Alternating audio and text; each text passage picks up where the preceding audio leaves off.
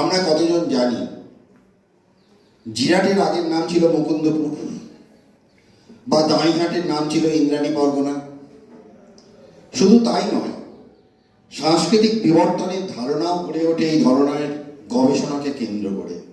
অসংখ্য বিষয় অন্তর্ভুক্ত হতে পারে এই চর্চায়, যেমন গণিত, যেমন বিজ্ঞান, মন্দির, মসজিদ, গির্জা, বৌদ্ধ বিহার গড়ে ওঠার ইতিহাস যেমন হতে পারে, তেমনই হতে পারে বিদ্যালয় গড়ে ওঠার ইতিহাস, রাস্তার নামকরণ, প্রচলিত লোকগাথা। আমরা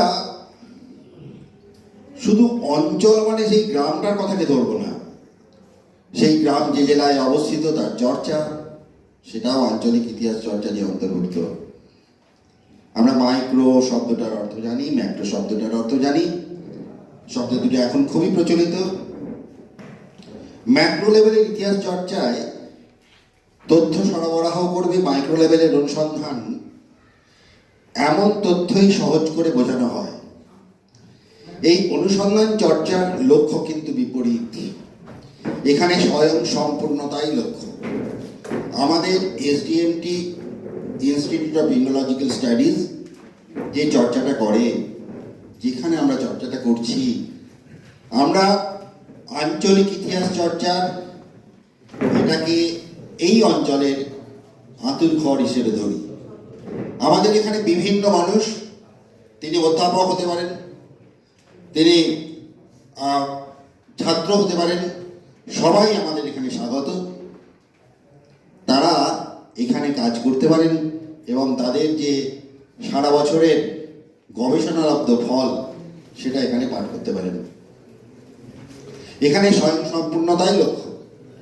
একটা উদাহরণ দিলে বিষয়টি পরিষ্কার হতে পারে।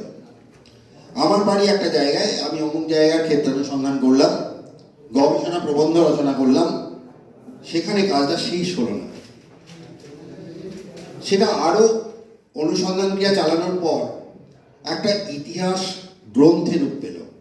সেই গ্রন্থটি হলো ম্যাক্রো ইতিহাসের অমূল্য উপাদান। মানুষের দৈনন্দিন জীবন, সামাজিক আচার অনুষ্ঠান নিয়ত পরিবর্তনশীল। এই বদলে যাওয়া জীবন ধারণের সন্ধান পাওয়া যায় আঞ্চলিক ইতিহাসের চর্চায়। পশ্চিমবঙ্গে আঞ্চলিক ইতিহাস চর্চার ইতিহাস খুব পুরনো নয়। 1861 সালে কালীকমল সার্বভৌম লিখেছিলেন বগুড়ার ইতিহাস বৃত্তান্ত। 1864 সালে শ্যামাধর মুখোপাধ্যায় রচনা করলেন মুর্শিদাবাদের ইতিহাস। এই গ্রন্থগুলিকে